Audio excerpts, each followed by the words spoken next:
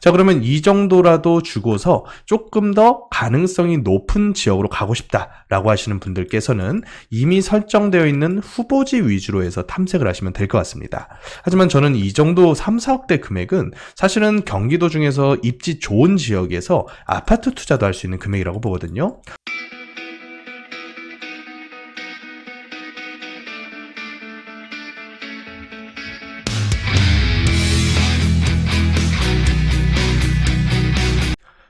안녕하세요. 부동산 해결사 솔로몬입니다.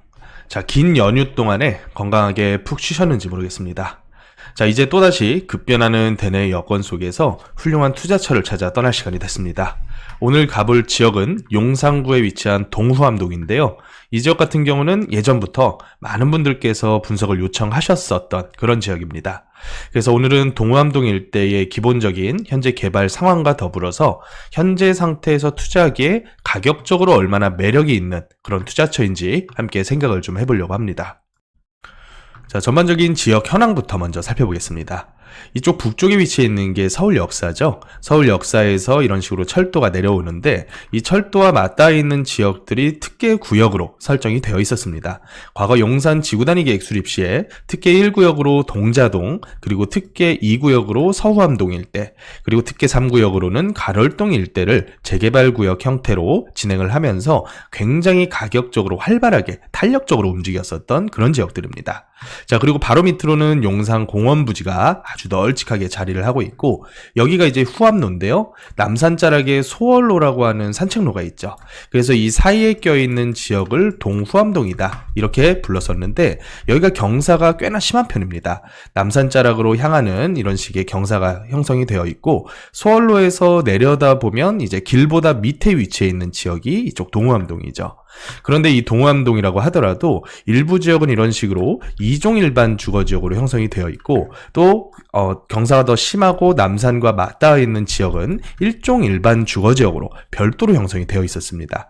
하지만 여태까지 이 지역이 탄력을 받지 못했었던 이유가 2종이건 1종이건 이 고도 제한에 대한 부분이 너무 강하게 들어갔었다는 단점이 있었죠. 그래서 과거에 있었던 고도 지구를 한번 가져와 봤는데, 과거에 여기 있는 동후암동 일대가 일괄적으로 최고 높이를 20m로 아주 낮게 형성을 해놨었어요. 그렇다 보니까 여기서 20m라고 하는 거는 아파트를 짓기에는 상당히 어려운 높이고 작은 다세대 위주로만 건축행위가 가능했었다는 거죠. 하지만 최근에 28m까지 2종 일반 주거지역의 고도 제한이 완화가 되면서 28m라고 했을 때는 약 한 7층 내외 정도까지는 아파트를 충분히 지을 수 있는 높이가 돼버렸습니다. 그래서 이 지역은 아주 높은 15층, 20층, 30층 이런 식의 고층 아파트를 짓는 것보다는 약간 저층으로 가더라도 대형 위주로 구성된 타운하우스 같은 형태의 고급화 전략을 꿈꾸는 게 훨씬 더 유리한 그런 지역이 되어버렸다는 거죠.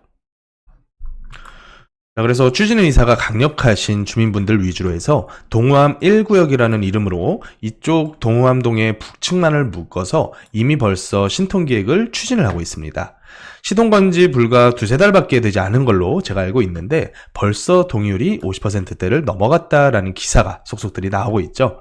제가 앞서 설명드린 것처럼 이 지역은 높은 층수의 아파트들을 건축할 수가 없습니다.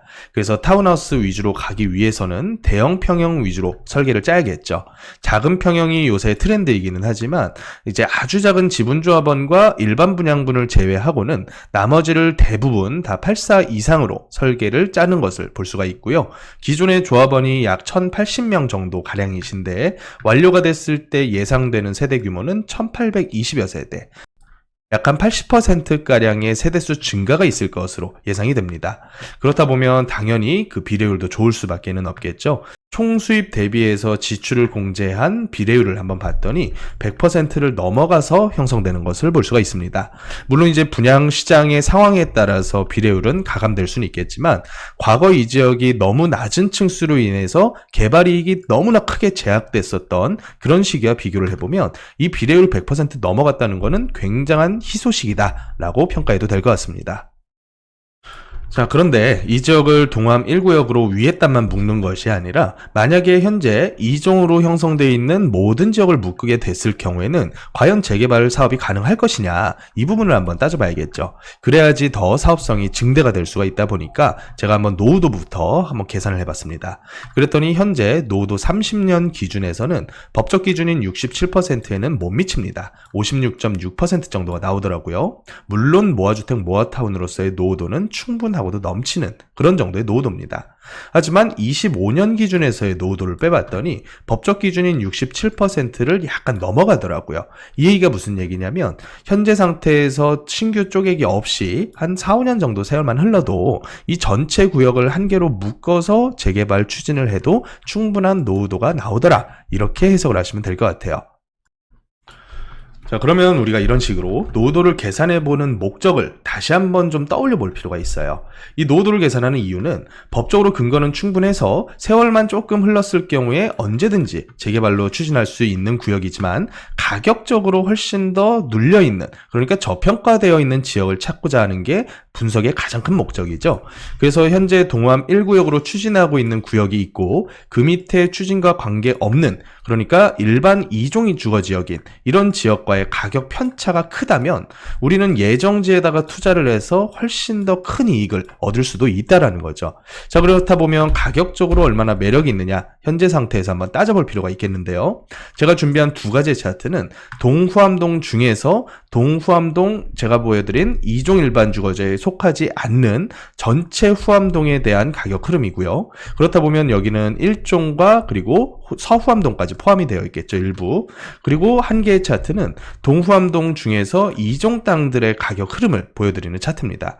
그래서 한번 비교를 해보자면 현재 1종 일반 주거지역으로 형성되어 있는 지역이 가격적으로 봤을 때는 평당 4천 정도 수준에서 왔다 갔다 하고 있습니다. 조금 저렴한 물건 찾으면 3천만 원 중반대에서 한 4천만 원 사이, 그러니까 지분가로 봤을 때 이 정도 수준에서 현재 형성이 되어 있는데, 동암 1구역에 포함되어 있는 다세대 물건이건 혹은 포함되지 않은 일반적인 2종 땅의 다세대 물건이든지 간에 지분가의 편차가 그리 크지 않더라라는 결론이 나왔습니다. 전반적으로 봤을 때 평당 한 6천에서 8천 사이인데 대부분의 현재 나와 있는 매물들은 7천대에서 8천대 정도의 형성이 되어 있더라고요. 자, 그렇다 보면 동후암 1구역에 묶여 있는 물건이건 외에 있는 물건이건 기대감은 똑같다라고 하는 것을 우리가 캐치를 할 수가 있을 것 같습니다. 그래서 다른 여타 용산 지역들 과의 가격 비교도 한번 해보자면 위로부터 서계동이 있고 또 그 밑으로 청파동에 있는 청파 2구역과 1구역이 있습니다. 또 서쪽으로는 공덕 쪽, 마포긴 하지만 공덕 쪽에 있는 신통기의 구역들이 또 붙어있죠.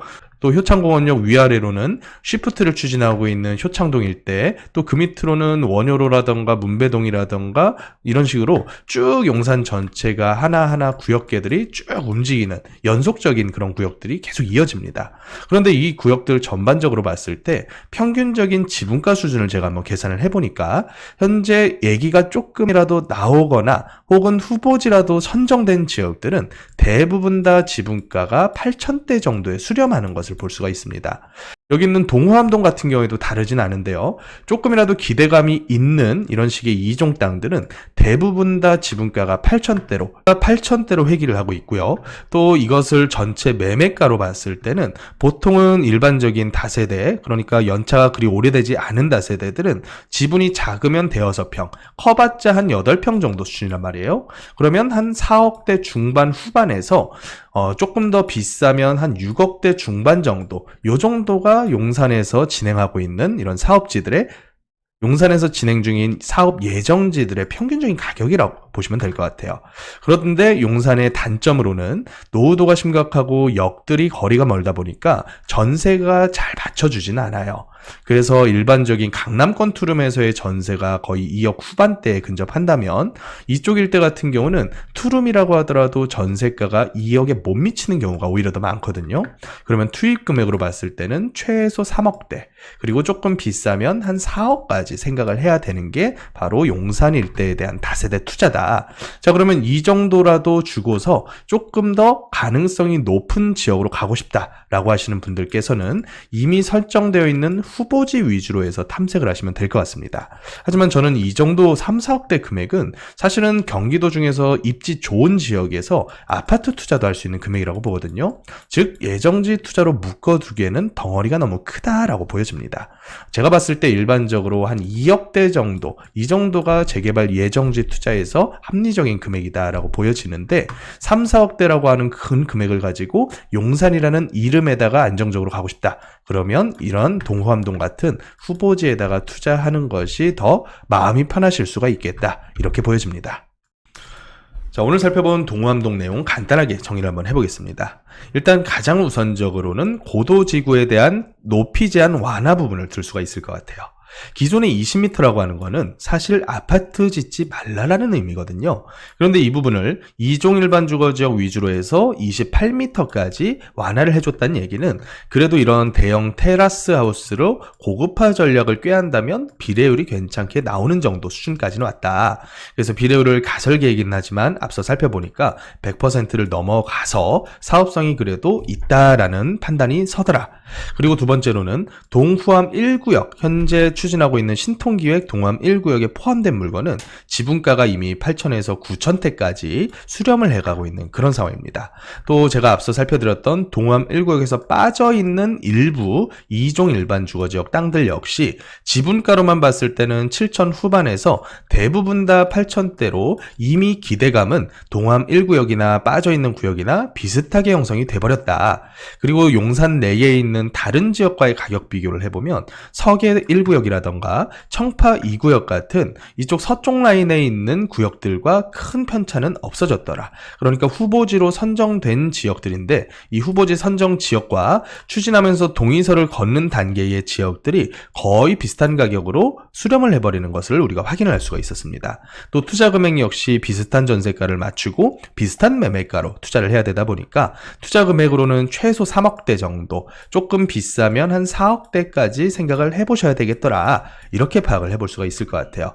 물론 이제 이런 구역들이 진행됐을 때의 포지션이 한남뉴타운보다는 밑에 있을 거로 보여지거든요. 한남뉴타운 같은 경우는 현재 3구역부터 2구역, 4구역, 5구역 이 모든 구역들의 다세대 지분가가 대부분 다 2억대를 향해서 가고 있어요. 2억을 넘은 그런 지분가도 심심치 않게 눈에 보이고요. 그런데 이런 지역들이 아직은 후보지 상태여서 8, 9천대이지만 얘네들이 만약에 진행돼서 한남뉴타운처럼 조합이 설립되고 사업 인가를 받아서 혹은 3구역처럼 이주 스케줄까지 잡힌다. 그러면 우리도 2억 간다. 이런 식의 이제 기대를 할 수는 있을 것 같거든요. 하지만 이제 지역적인 한계는 뛰어넘을 수 없기 때문에 한남뉴타운보다는 가격적으로 한참 밑에서 형성되는 게 정상이겠다는 생각은 좀 들고요. 그렇게 봤을 때 투입 금액 대비해서 매력이 아주 높은 금액은 아니다라는 것이 저의 판단입니다. 하지만 용산을 굉장히 선호하시는 분들 많죠. 용산 내에서도 투자 전략이 굉장히 다양한데요. 예를 들어서 낮은 상가라던가 선인 상가 같은 상가에 대해서 투자를 해서 주상복합 내지는 오피스텔 입주권을 원하시는 분들께서도 최소한 지분가 2억대 이상을 보셔야 돼요. 여기 역시 이제 상업지역이긴 하지만 너무 자잘한 지분이어서 투입 금액이 그렇게 크지는 않거든요. 한 5억대, 6억대, 8억대 요 정도 수준인데 용산이라는 이름값에다가 아주 핵심 요지에다 투자하시겠다. 그런 분들께서는 용산에 있는 구분 상가들 요런 쪽으로 한번 살펴보셔야 되겠는데 일단은 가격이 어마어마하게 만만치 않은 것이 현실이다. 그리고 또 두 번째로 한남뉴타운을 보더라도 여기 역시 2억대 정도 수준으로 형성이 되다 보니까 그나마 용산에서 얌전한 가격대인 동후암이라던가 서계동, 청파동 혹은 효창동, 원효로 이런 쪽으로 눈길 돌리시는 분들 많으실 거다. 그렇다고 하더라도 이미 후보지 선정과 더불어서 가격이 뛴 이런 지역들 그리고 기대감 때문에 이미 동의서 작업과 동시에 가격적으로 반등한 지역들 조금은 조심스럽게 바라보실 필요가 있을 것 같고 1, 2억대 선에서 할 수 있는 투자도 서울 웬만한 좋은 지역들에 굉장히 많습니다. 그래서 저라면 3, 4억대 투자보다 강남권 내지 한강변에서 할 수 있는 1, 2억대 투자 쪽으로 조금 더 집중적으로 살펴보시면 더 훌륭한 투자를 할 수 있지 않을까. 여기까지 살펴보고 오늘 한번 정리를 해보겠습니다. 자, 지금까지 부동산 해결사 솔로몬이었습니다.